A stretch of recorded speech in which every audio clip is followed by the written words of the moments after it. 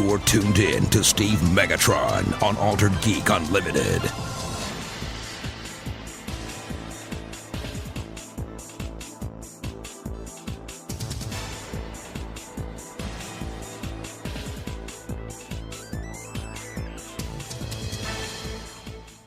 Hello and welcome to Altered Geek Unlimited, episode 104! Yes, I know I can't remember the episode names, but that's fine. We'll live. I'm your host, Steve Megatron Phillips, and no one is joining me this week. And unfortunately, this is the second time I've recorded this episode.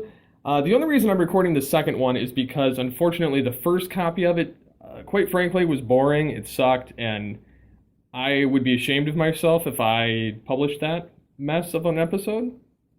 So, in essence, I'm recording it again. While I'm at work. Go figure. So, a lot of stuff's happened. Force Friday, of course, is the major one. And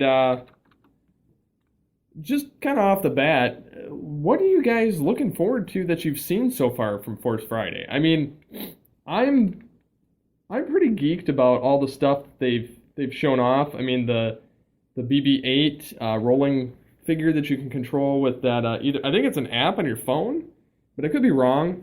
I'm not quite sure what it is. But it in any case, it looks really cool, and it rotates just like the movie version that they showed in the trailer. If I could afford the $150 price tag, I'd be all over that stuff.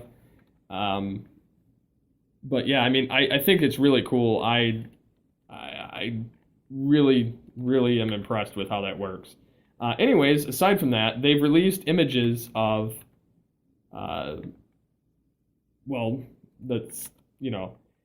let me just say it this. They've released images of the new X-Wing. They've had Kylo Ren's lightsaber pop up. They've had a couple of voice-activated toys that have come out that have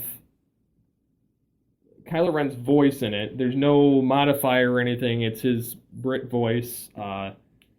And it sounds pretty cool. I'm holding back all reservations until I see the movie. Don't get me wrong, I'm a huge Star Trek fan, but to see this cohesive continuity and the real live jumping of years from episode 6 to 7 has me really excited for episode 7. I'm really looking forward to it.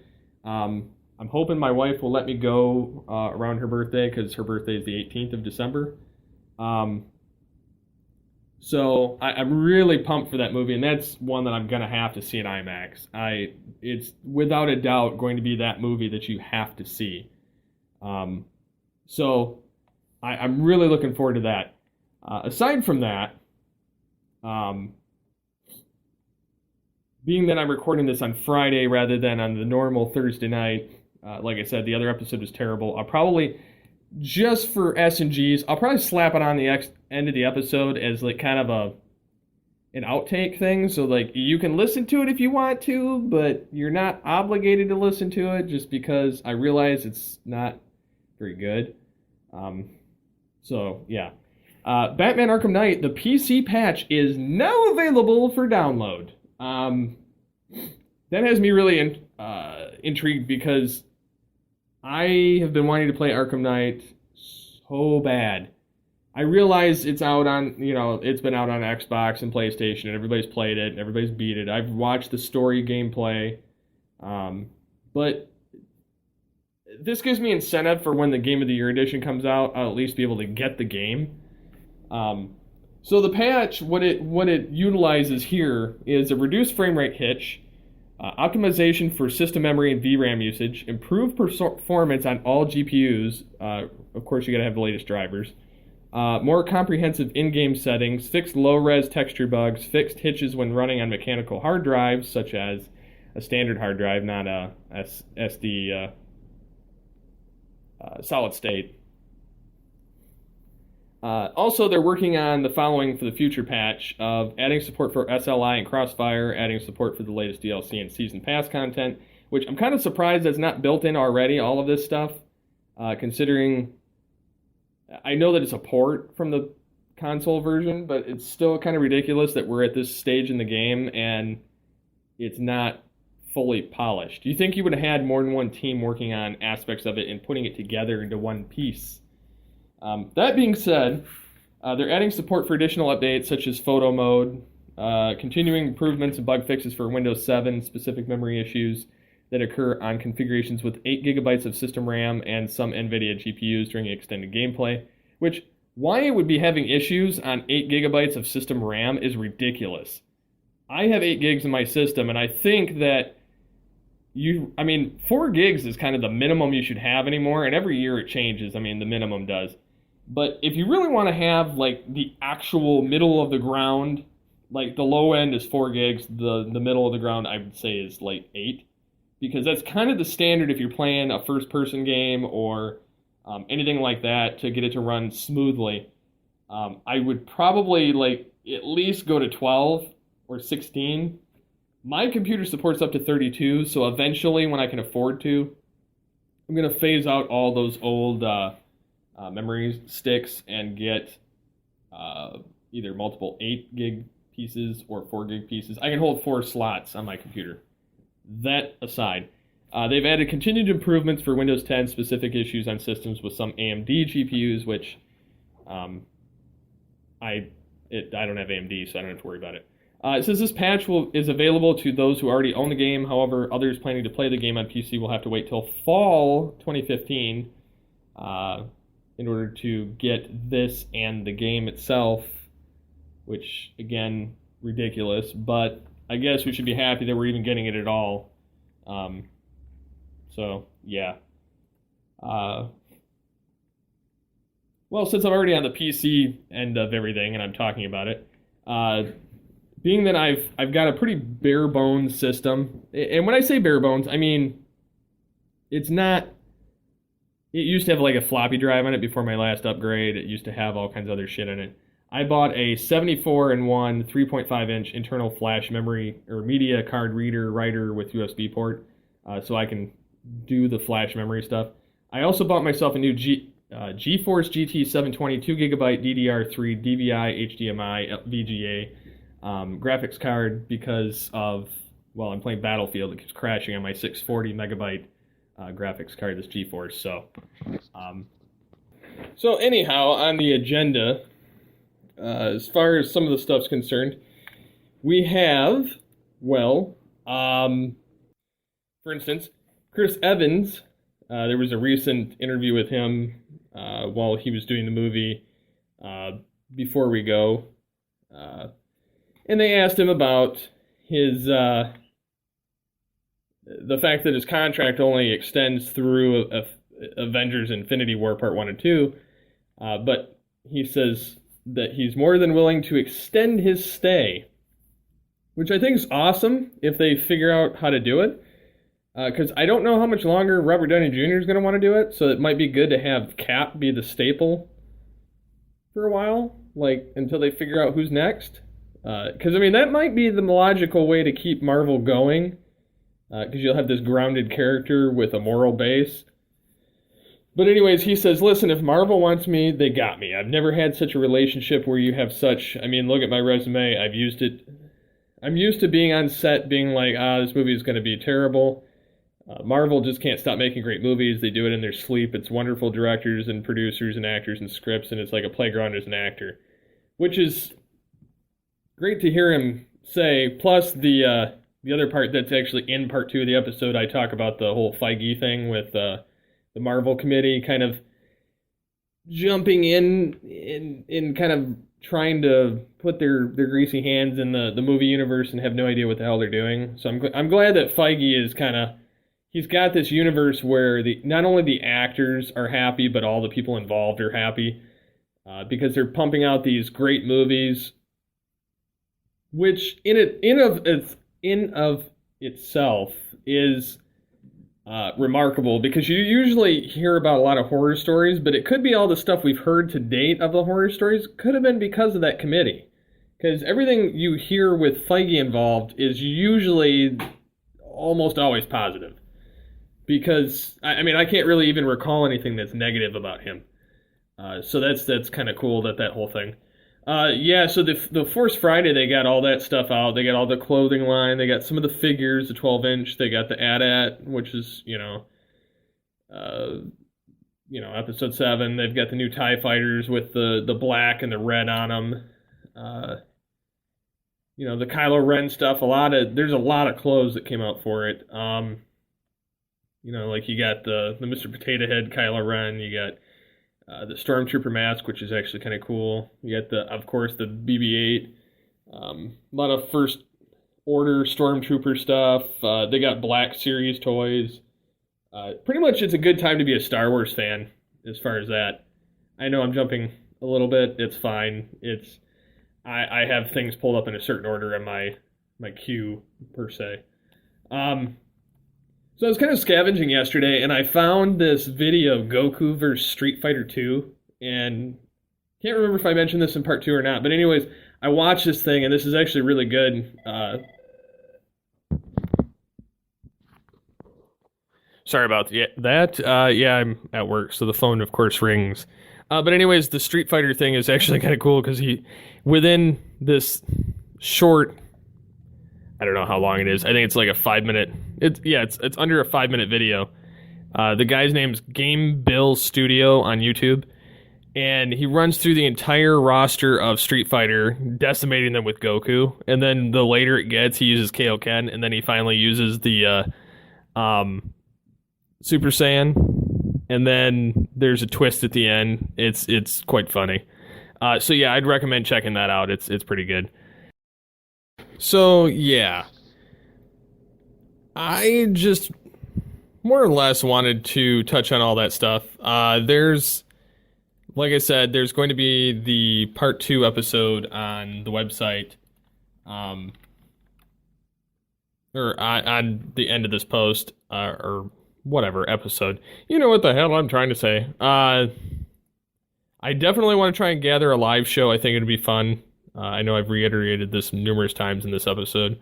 So there's that.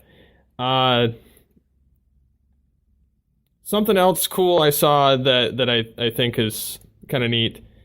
I like it when they do these crossover things, like these kind of fusions of sorts, of where they're mixing characters together or coming up with something interesting, kind of like,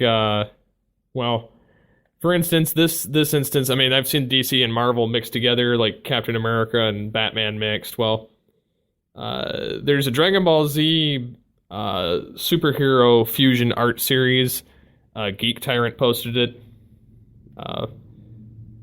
earlier today, but I've seen it earlier in the week. But anyways, he created a Dragon Ball Z mashup that he calls Fusions. It has like Batman, Robin, Wolverine, Spider-Man, and Conan reimagined in the world of Dragon Ball Z. So Batman is essentially, he's got like a blue of the mutant Roshi garb that goes over. Kind of like the red one that Goku wears, but it's like a vested one.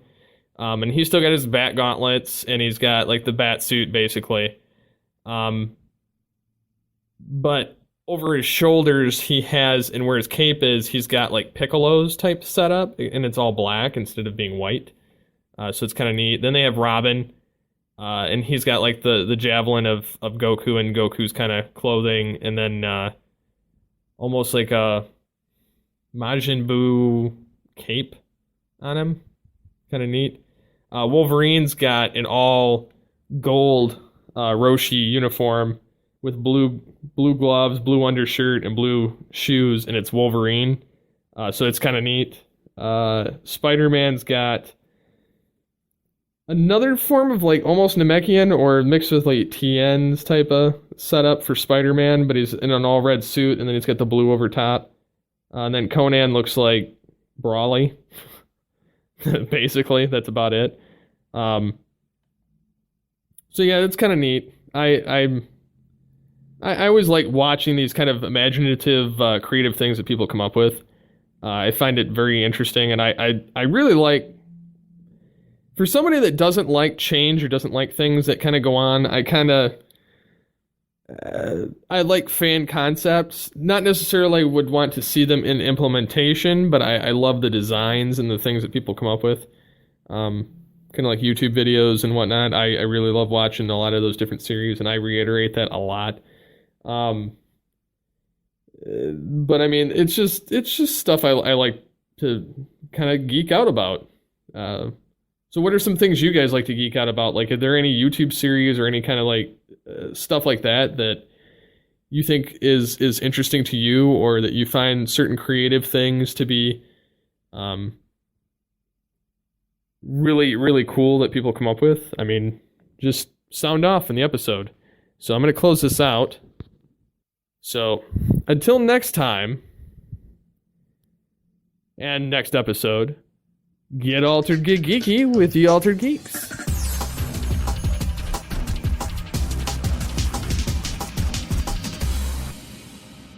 You're tuned in to Steve Megatron on Altered Geek Unlimited.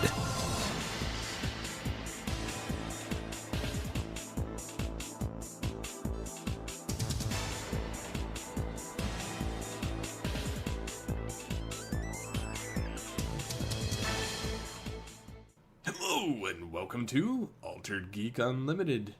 Yeah, I can't remember the name from week to week. My bad. I'm your host, Steve Megatron Phillips, and joining me is no one this week. No one was available. Either out of town or sick, so it's just me. I will be saying I'm going to start doing some call-in shows in the future. If people are interested in that kind of thing, I will have that coming.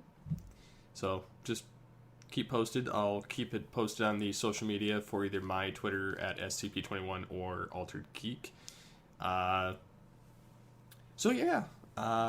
week has been pretty eventful. Been playing Battlefield 4. Been doing the superhero class, and then I kind of came up with this design of like dog tags type stuff graphically for like my little fake studio company that I use for when I do school projects or fan dubs and stuff. And then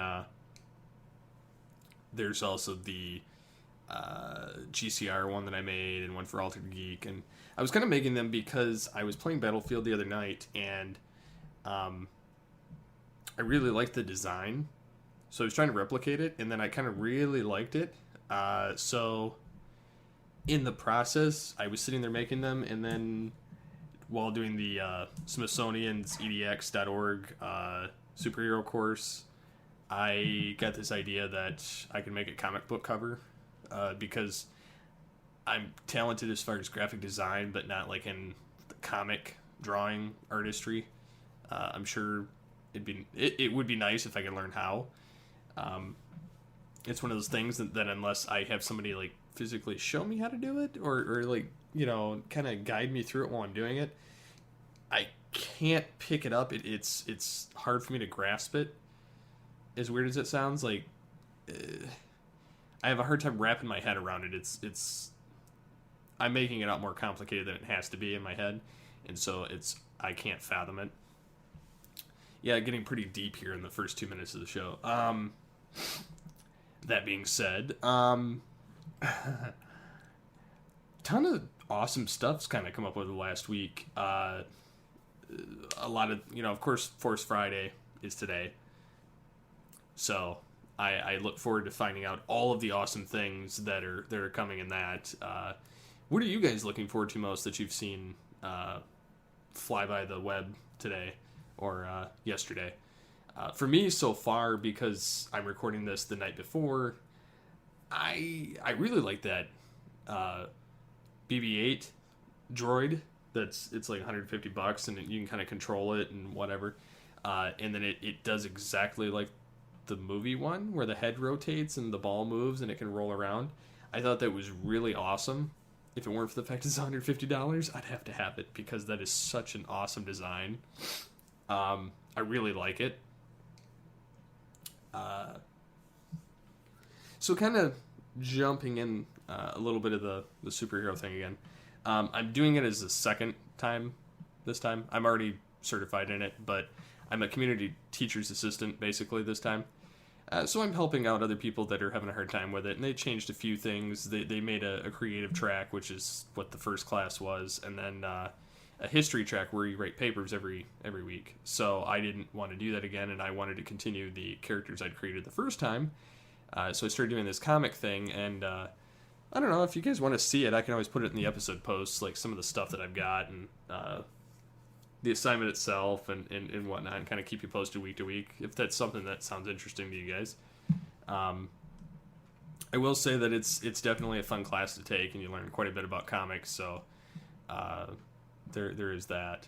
A lot of fan support. They're doing basically peer editing, peer feedback this time, which is different. Unfortunately, there's some bad eggs in there where they just put like DD or ASDF or there's no real response to anything, so you can tell they just don't care. So it's like, why bother do the class then if you're not going to put forth the effort? But yeah, if you guys want to see that. Like I said before, there's a couple things I want to have a discussion on that I'm going to save until there's more people on the show. One of them being, we were kind of floating around social media today, myself, Dan, and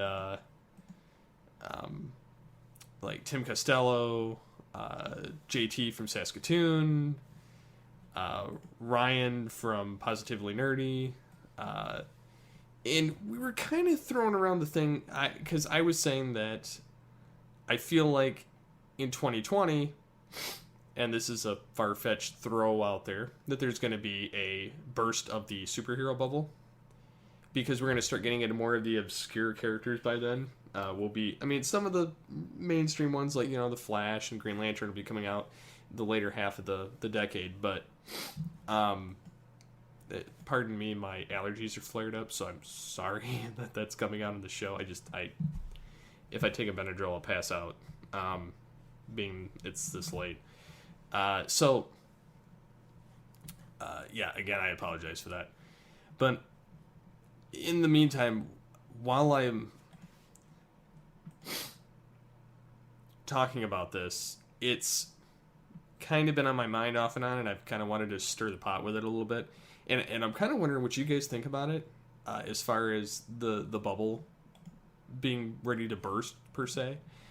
There was an article by Steven Spielberg earlier this week that said that he believes that the superhero genre is going to go the way of the Western, and that it's going to be burned out because they're going to do it for so long, and then it's going to fade away for a while, and then kind of make a resurgence later on, although Westerns have not made a resurgence whatsoever in modern day, because everything that's tried, like the Lone Ranger and Cowboys and Aliens, it's kind of what, because nobody really cares. I don't know if it's because of the story, or if it's just, bad production values, or too long, or what, but yeah, I'm kind of that understanding that I think that, and I'm making this wild prediction, and they were kind of nailing me with a little bit. They're saying, like, enjoy it while it lasts, and don't try and predict the fatigue of it, more or less, because it's a good thing. And while I agree, it is a really good thing, and 80% of the stuff that they're putting out right now is awesome.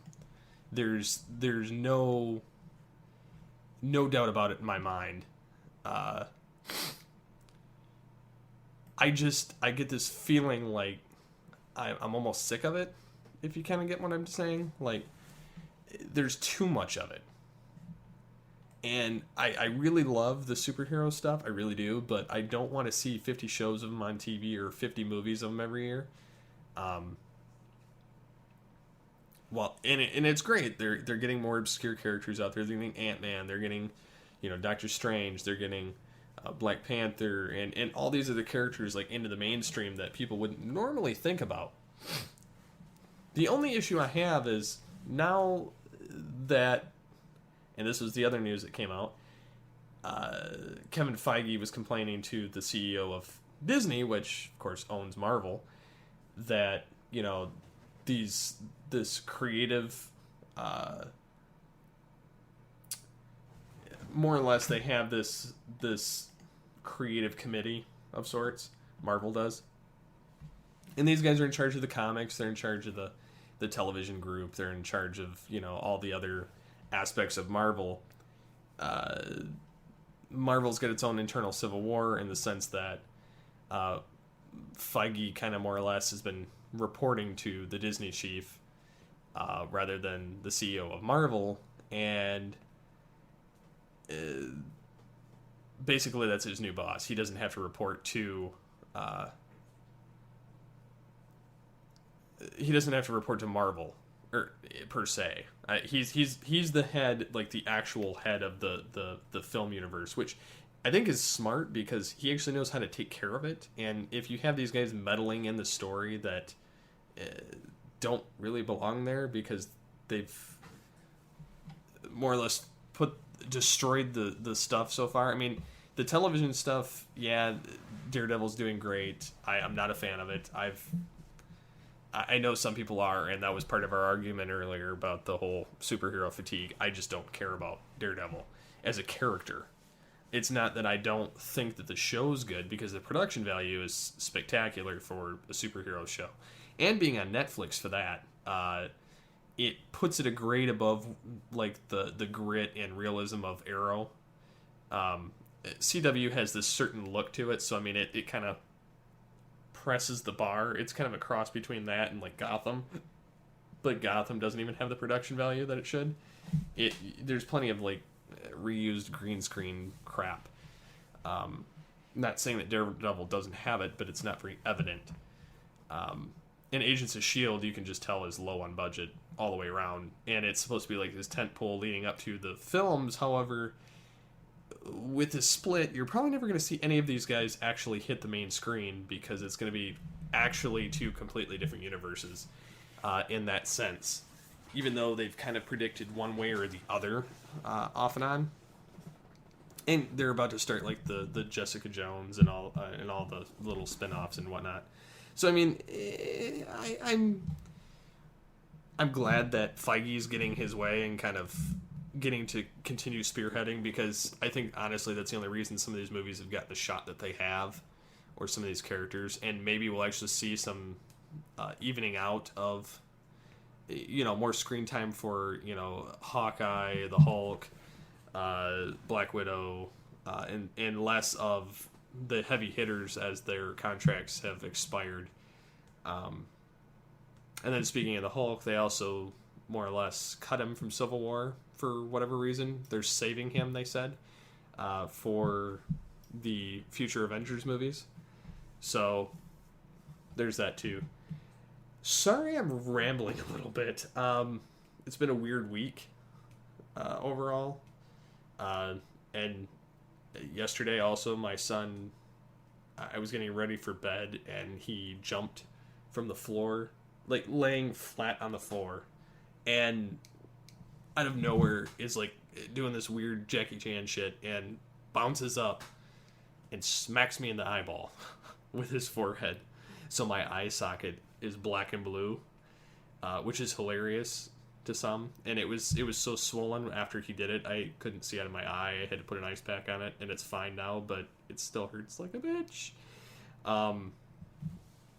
So that's why I'm a little scatterbrained still, is because it's just it was it was really strange to me how that whole thing transpired, and I ended up with more pain than the kid, which is good, but it sucks.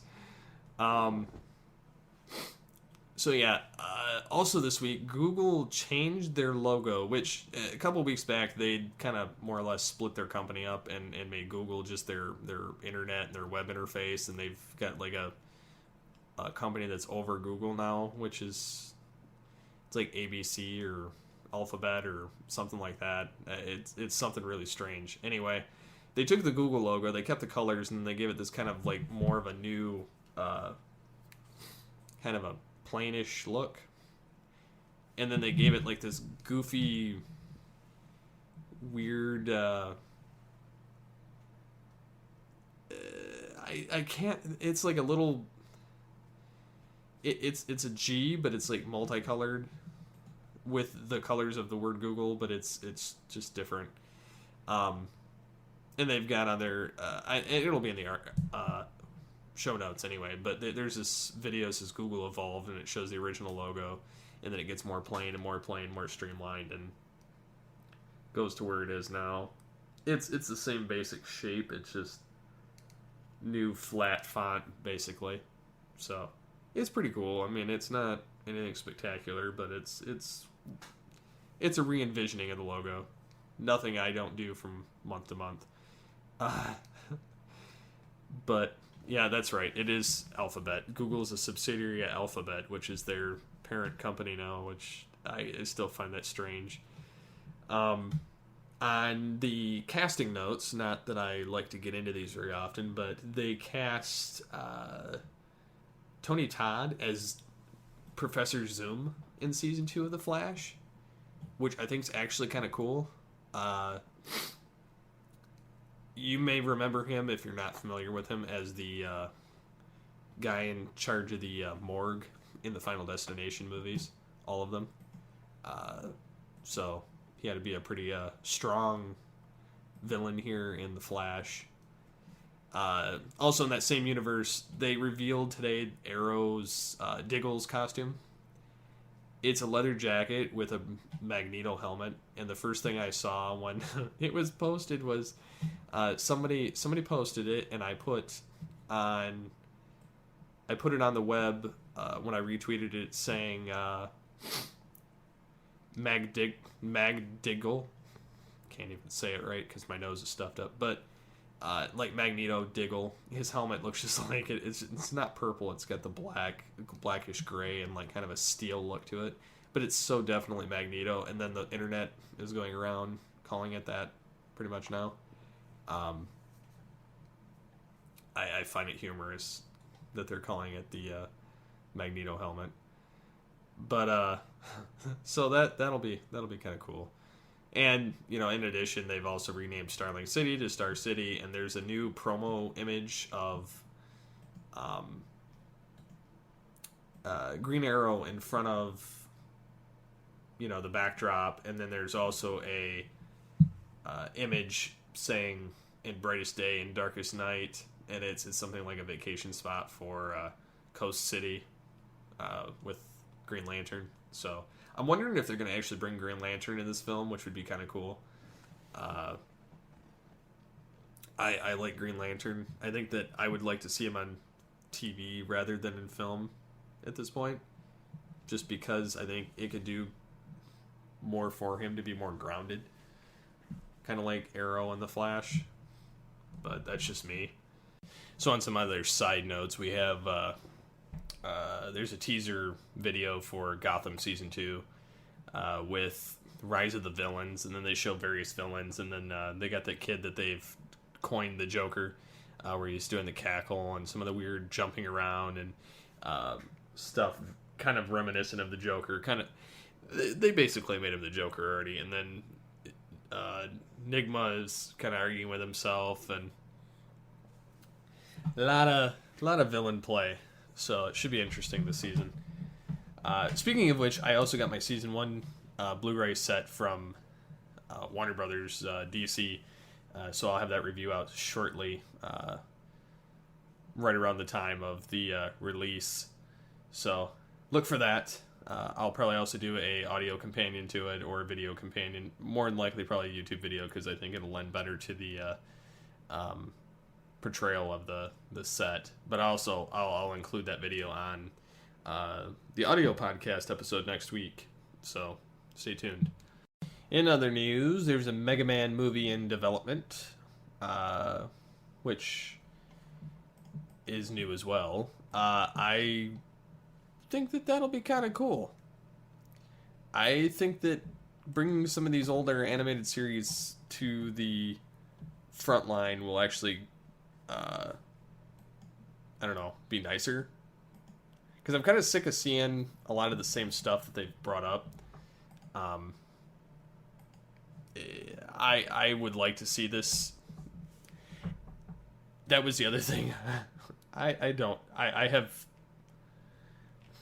Technically, I probably shouldn't record this episode, and I probably should just skip to next week, but because I've already started, It's going to be a short episode anyway, so I'm sorry for putting you through pain. The Mega Man movie, like I said, is now in development. Fox. How the hell did Fox get this? But Fox has it. It says Sherman Entertainment and Fox have partnered up to bring Mega Man to a movie theater near you. Although the details are scarce at the moment, all we know is that Sherman is producing the movie alongside David Reddy and Michael Finfer, the duo behind the Planet of the Apes movies, that will oversee the movie. It's going to follow the same basic thing. It's planned for production in 2017, the same year Mega Man turns 30. If done right, this could be really good. I just hope it doesn't turn into another Mario Brothers. That would be extremely bad. But you never know. It could be good. As long as they don't Michael Bay it up, we should be fine. So, as I was stating before, I started going off on a weird tangent. That's another thing I want to talk about when the other guys are back is all these sequels, prequels, franchises, and trilogies or more. Do you guys think that they've kind of made too many of those? Like, I personally don't like the fact that everything has to be a franchise now. I would much prefer if they did, like, if they're going to do more than one, do a trilogy and then end it and stop doing all these franchises, because there comes a point where you just have to stop. It's maybe I'm just being negative on the whole film industry, but I think that at this point I'd rather see well-budgeted TV shows and less franchises in movie form, because then you could have the characters longer if they're in a TV show, whereas if they're in a movie, it takes a lot longer to produce, for one, and then two, I don't like the whole idea of doing the franchise thing. Marvel's done it, yeah, they've had great success with it, but that doesn't necessarily mean that every franchise should do it. Transformers should not do it. G.I. Joe should not do it. DC, I could kind of see them doing it for a little bit, but again, I don't want to see it go on forever. So, I mean, I really don't like the whole concept of doing everything in a franchise. And I have a feeling that Mega Man's going to try and do the same thing when it comes out. And I hope not. I like the franchise idea, but I wish that it would stick with television for that. I mean, I'll flesh it out more when there's more discussion, obviously, when the other guys are back, and depending on what you guys say in the comments, just because I'm curious about it, but I don't like it overall. I think I'm going to take a quick little break right here, come back with the comments, and end the show until next week, and hopefully there'll be some other stuff that we can talk about that's not as vague and quickly run through. I do, like I said, have some ideas of those show concepts. I just gotta wait for the other guys to come back. Unfortunately, Dodd was sick, Powers is out of town, and Blanchard is recording another podcast. So, out of all the mics, I have none. So, with that, I'm gonna take a quick break. Want to interact with the show? You can contact us in the following ways. You can call the voicemail line, 502-526-5821. You can email us, feedback@geekcastradio.com. You can visit the episode post on geekcastradio.com or alteredgeek.com. You can get a hold of us on Twitter @alteredgeek. Look for us every week on geekcastradio.com, of course, Stitcher Smart Radio, iTunes, Blog Talk Radio, and alteredgeek.com. And now, back to the show. And we're back. With that, the comments. So, last week, Brad Lincoln says, I'm not with you guys and with the Nintendo TV shows and movies. I can see Metroid, that could work. Besides that, not really. Nintendo has always been about the gameplay. Their stories are minimal at best, rescuing princess from the castle and the like. How do you make that into a movie and not be bad? Metal Gear Solid is barely a game anymore and more of a movie you occasionally get to play, so that would be my vote. And then King of Con says, agree with you in regard to Mario, but Zelda has had some kick-ass stories of the years. That could be a fantastic fantasy movie if done right. Animation may be a better option, though. With that being said, I can totally agree. I can see Metroid. I can see Zelda. I'm by no means saying Donkey Kong or Mario should exist again other than outside a game, because it's literally just a side-scroller. That'd be like making another... Well, even then, Sonic, I think, holds up better as far as animation than this does. I think a Metal Gear Solid movie would be kind of cool to see. I myself have not played any of the games. A little hypocritical there to say that I think it should be a movie, but I've seen enough of the clips floating around, or the trailers, or just stuff from it, and the memes and whatnot. Hell, I used the phone call thing on the contact information in the middle of the show. I'm aware of everything that's involved with it. I would like to see it as a movie, trilogy or something like that. Not necessarily having to take from the games, but whatever. I would be fine either way. So that being said, I think, and I'm not going to bring, I'm bringing it up, but there's a thing related to gaming floating around that it's by this redonkulous Brianna Wu, who's changing Wikipedia in terms of Samus, trying to say that Samus is a she-male, basically, and then saying that she's right for whatever reason. I have no idea why this is, why she's such a important person, or thinks she is, and thinks that she's an author, and thinks that all this. I've been reading up on it all day because I find it hilarious, but especially when Samus has been referred to as a female the entire time, and she acts like, in order to back her up one way or the other, and if Nintendo doesn't say anything, then she's right, which why Nintendo would even dignify her with a response is beyond me. So I don't know. I just find it hilarious watching this entire thing unfold. If you want to know more about it, like, there's, she wrote an article about Samus being transgender or something on marysue.com and whatnot, but then there's all kinds of back and forth shit for it. So if you're really interested, you can check it out. But I think it's horseshit.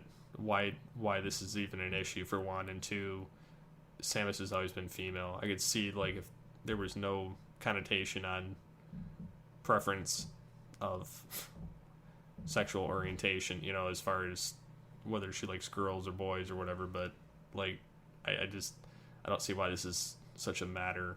That the shit that comes into digital media and the mainstream now is just borderline obnoxious, because people are trying to get heard and trying to make a name for themselves through illegitimate and unauthorized comments that, like this, trying to say that this is fact because Nintendo doesn't want to actually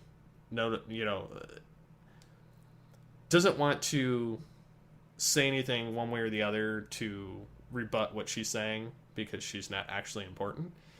But she thinks she's important, so that's why this is hilarious to me, that somebody feels the need to put their fan fiction in as legit when there's no source from the original creator of one way or the other, besides the fact that in the content it states that she's female. So I don't know, it's stupid shit like this. I don't have a problem with the diversity or anything. This is really reaching out there. That being said, got to learn quite a bit over the last week or so about plumbing with my house. We installed a new... we had our tile and our tub and our floor redone. it's completely brand new. It was the original stuff from the 70s when the house was built, and it was molding out. It was getting nasty, and they put the tile on drywall, which is a big no-no. You're supposed to put it on like green board or cement board. And so when the contractor came in, he put it on cement board, and it looks really nice. It's super nice.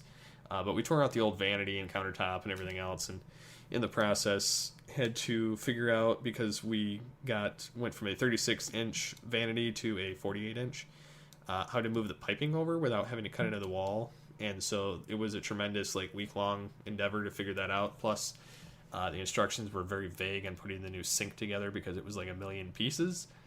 Not the vanity itself, because it was all one chunk and the countertop was one chunk, but then there was the sink, like the faucet and everything related to that, of how it connects into the piping and everything. So that was a issue too, because it kept leaking. So I got to learn quite a bit about plumbing over the last week. So that was quite interesting to try and figure out. I'll tell you what, owning a house, you get to learn things that you never thought that you'd need, but it comes in handy to know. So yeah.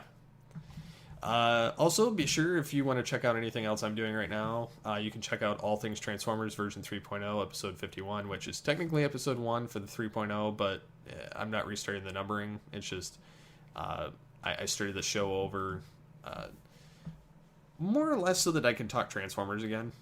There also will be, and I kind of mentioned this off air to Dodd, we're going to do an episode 0 kind of telling the idea and the concept. I'm going to start a Dragon Ball Z review show called the Cyber Dragon Ball, and each episode, rather than covering X amount of episodes, because a lot of it's just or stuff like that, so we're going to cover sagas and go that route, and then after the sagas we're going to go through the movie verse, and then so on. So it'll make it a lot shorter in that regard, rather than trying to do 5 episodes at a time or whatnot and review each episode. We're going to do it by saga, because I think that'll be a lot easier to sit down and we can kind of watch one whole section of the show.